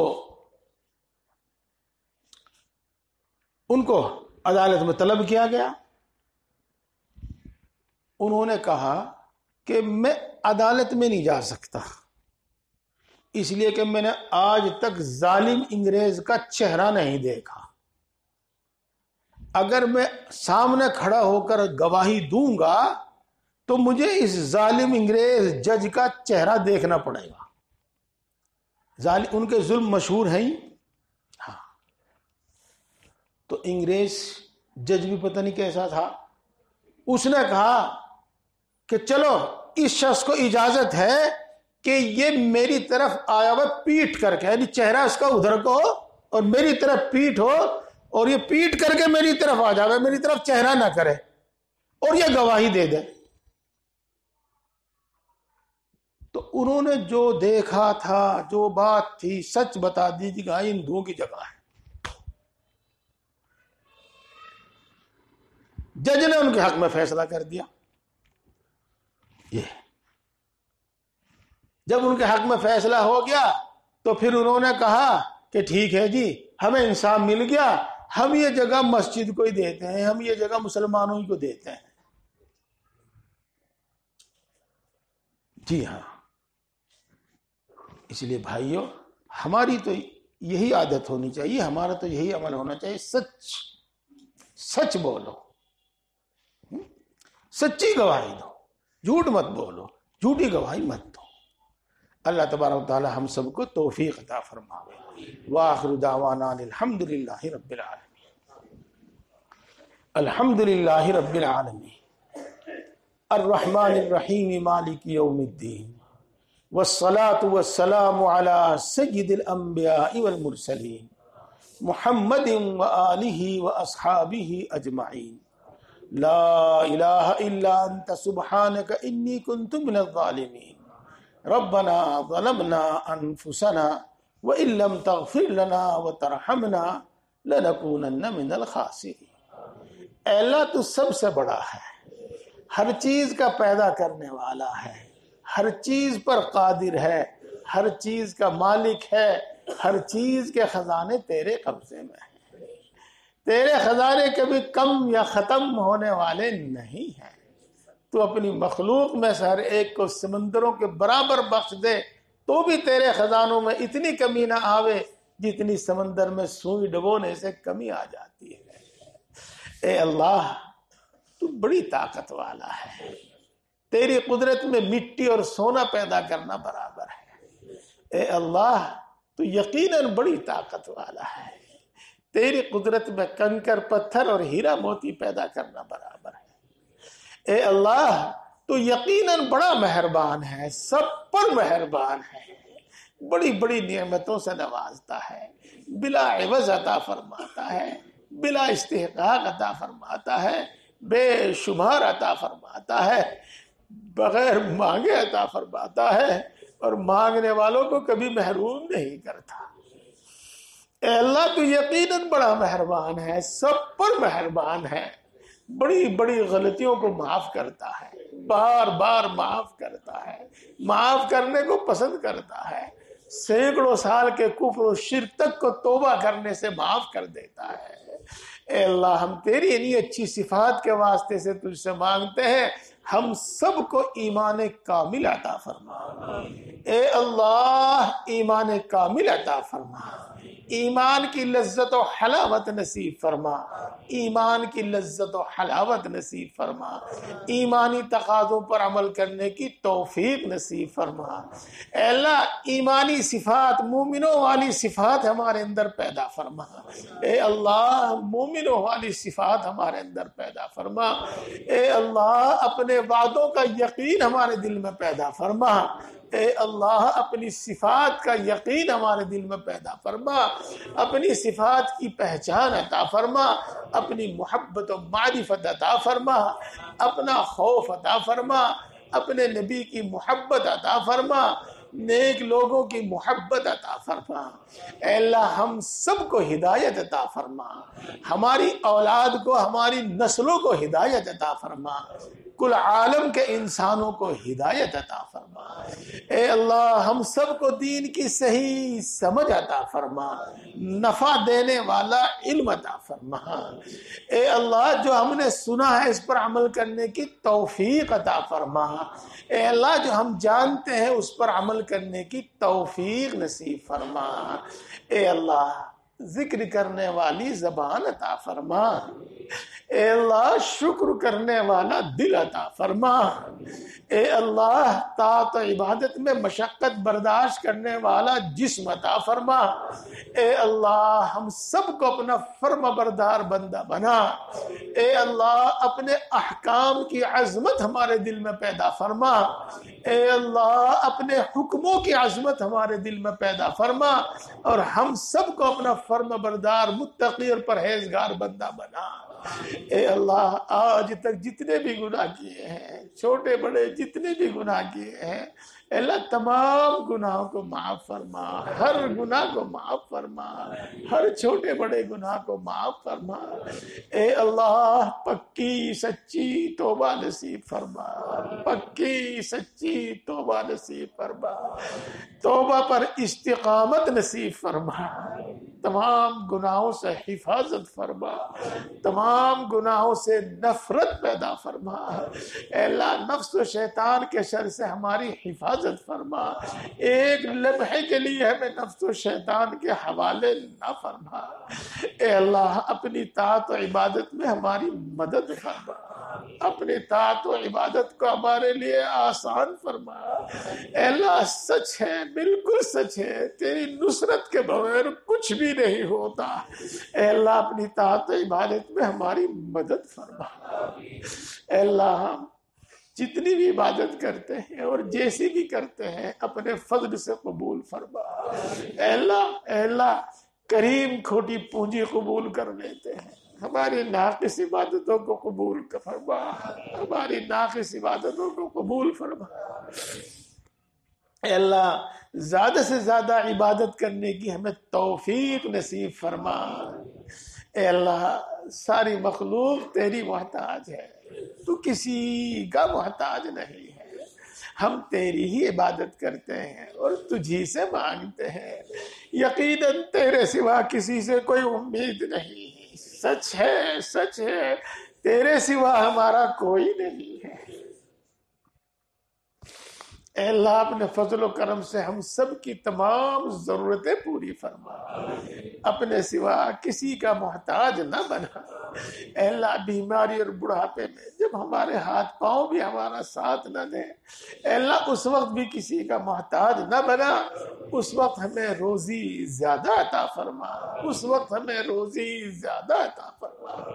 اے اللہ ہم سب کو اور ہمارے گھر کے تمام افراد کو، امت مسلمہ کے ہر فرد کو اے اللہ صحت و قوت عطا فرما، شفاء کاملہ عاجلہ عطا فرما، خصوصاً خطرناک قسم کی بیماریوں سے شفا نصیب فرما، خصوصاً خطرناک قسم کی بیماریوں سے حفاظت فرما۔ اے اللہ خوشحالی عطا فرما، اے اللہ خوشحالی عطا فرما، تنگ دستی سے حفاظت فرما۔ اے اللہ جو تنگ دستی ہمیں اپنے آپ کو بھلا دے اور پھر ہم تجھ کو بھی بھلا دے اور پھر تو ہمیں بھلا دے، اے اللہ ایسی تنگ دستی میں کبھی مبتلا نہ کیجیے، اے اللہ ایسی تنگ دستی میں کبھی مبتلا نہ کیجیے۔ اے اللہ خوشحالی عطا فرما، شکر کی توفیق عطا فرما، خوشحالی عطا فرما، شکر کی توفیق نصیب فرما۔ اے اللہ تو جانتا ہے کہ قرض نگاہیں جھکا دیتا ہے، قرض کمر توڑ دیتا ہے۔ اے اللہ اپنے فضل سے قرضوں کی ادائیگی کی صورتیں پیدا فرما، غیب سے مدد فرما، قرضوں سے سبکدوش فرما، قرضوں سے سبکدوش فرما۔ اے اللہ جس کو مکان کی ضرورت ہے اس کو کشادہ مکان عطا فرما، جس کو دکان کی ضرورت ہے اس کو موقع کی دکان عطا فرما، جس کو نوکری کی تلاش ہے اس کو پسندیدہ نوکری عطا فرما۔ جن کو کاروبار کی تلاش ہے ان کو بابرکت حلال کاروبار عطا فرما۔ اے اللہ جن کو کاروبار عطا کیا ہے اس میں برکت فرما، اس میں ترقی عطا فرما، ہر قسم کے حوادثات سے ان کی حفاظت فرما۔ اے اللہ جن کو رشتوں کی تلاش ہے، جوان بیٹا بیٹی بیٹھے ہوئے ہیں، اے اللہ نیک اور صالح رشتے عطا فرما۔ اے اللہ جن کو رشتوں کی تلاش ہے نیک اور نبھا والے رشتے عطا فرما۔ اے اللہ جن کے رشتوں میں کوئی بھی رکاوٹ ہے، اے اللہ تو جانتا ہے کوئی بھی رکاوٹ ہے، ہر رکاوٹ کو دور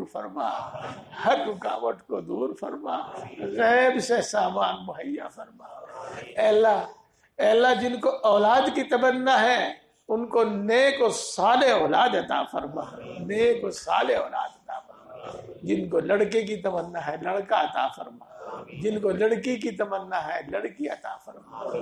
اے اللہ جن کو اولاد عطا کی ہے ان کی اولاد کو نیک بنا، صالح بنا، ملک و ملت کا خادم بنا۔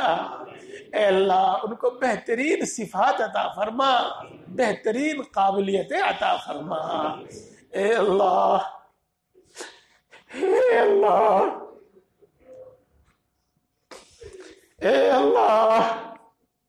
ان کو آوارہ ناکارہ ہونے سے بچا لے۔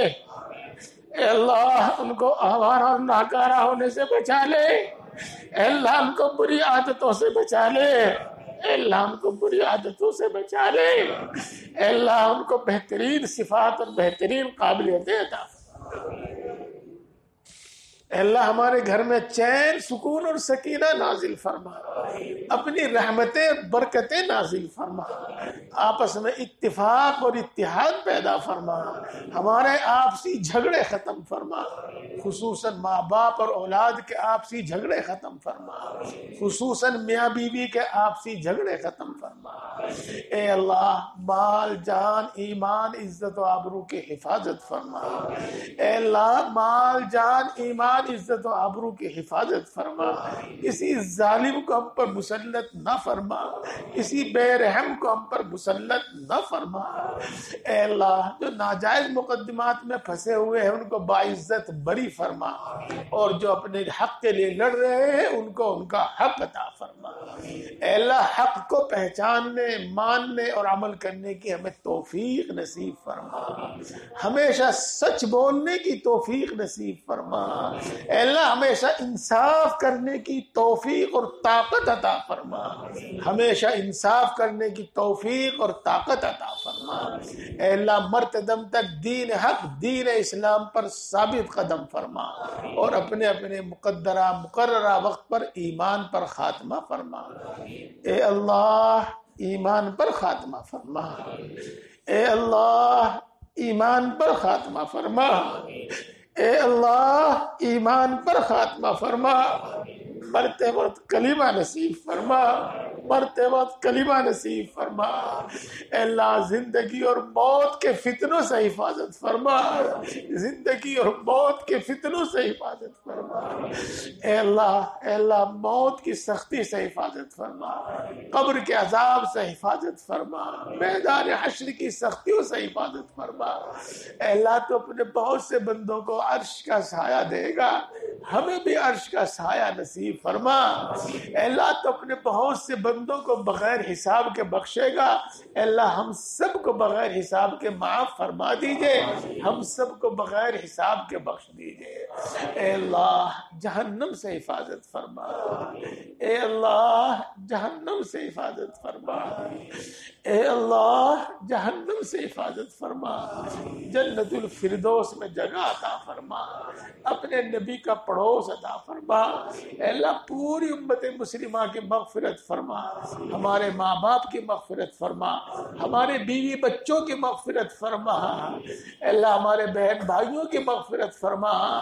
اے اللہ ہماری ماں و بہنوں میں سے جن کے شوہر گزر چکے ہیں اللہ ان کی بھی مغفرت فرما، اے اللہ ان کی بھی مغفرت فرما، ہمارے اساتذہ ہمارے مشائخ کی مغفرت فرما۔ اے اللہ جس کا ہمارے ذمہ کوئی حق ہے اس کی بھی مغفرت فرما۔ اور جس نے ہم پر کوئی احسان کیا ہے اللہ اس کی بھی مغفرت فرما۔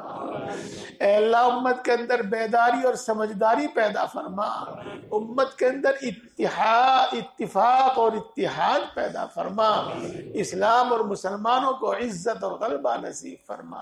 اے اللہ کل عالم میں امن و امان، سکون و اطمینان نازل فرما۔ اے اللہ خصوصاً ہمارے ملک میں اور خصوصاً ہماری بستی میں امن و امان، سکون و اطمینان نازل فرما۔ اے اللہ خصوصاً ملک فلسطین میں امن و امان، سکون و اطمینان نازل فرما۔ اے اللہ ان معصوم بچوں پر ترس کھا لے، اے اللہ ان معصوم بچوں پر رحم فرما دے، اللہ ان کے ماں باپ پر رحم فرما دے۔ اے اللہ بے دریغ تیرے نبی کی امت شہید کی جا رہی ہے، اے اللہ ان کی خصوصی نصرت فرما، اے اللہ ان کی خصوصی نصرت فرما۔ اے اللہ ظالم نے دانا پانی روک دیا ہے، تو رازق ہے، ہر چیز پر قادر ہے، اے اللہ ان کی کفالت فرما، اے اللہ ان کے کھانے پینے کا انتظام فرما۔ اے اللہ ظالموں کو نیست و نابود فرما، امن و امان کے دشمنوں کو نیست و نابود فرما، اسلام اور مسلمانوں کے خلاف جو منصوبے بنائے جاتے ہیں، جو سازشیں رچی جاتی ہیں، ان سب میں ان کو ناکام فرما، ان سب میں ان کو ناکام فرما۔ اے اللہ ہر وہ خیر تجھ سے مانگتے ہیں جو تیرے نبی نے مانگی ہے، ہم کو عطا فرما۔ ہر اس شر سے پناہ چاہتے ہیں جس سے تیرے نبی نے پناہ چاہی ہے، اس سے ہماری حفاظت فرما۔ اے اللہ اے ہم سب کو پیدا کرنے والے، اے اللہ اے ہم سب کی پرورش کرنے والے، اے اللہ اے ماں سے زیادہ محبت کرنے والے، اے اللہ اے باپ سے زیادہ مہربان، ہم اپنا دکھ تجھی کو سناتے ہیں اور تجھی سے فریاد کرتے ہیں اور ہر ضرورت تیرے ہی سامنے رکھتے ہیں۔ سچ ہے تیرے سوا ہمارا کوئی نہیں ہے، اے اللہ سچ ہے تیرے سوا کسی میں کوئی طاقت اور کوئی مجال ہے ہی نہیں ہے۔ اے اللہ تو دلوں کی بات کو خوب جانتا ہے، تجھ پر کچھ بھی چھپا ہوا نہیں ہے۔ اے اللہ تو ہم سب کی اور خصوصاً حاضرین مجلس کی، مردوں کی عورتوں کی، اللہ سب کی جائز مرادیں پوری فرما، جائز تمنائیں پوری فرما، جائز مقاصد میں کامیابی عطا فرما، سب ضرورتیں پوری فرما، ہر مشکل کو آسان فرما۔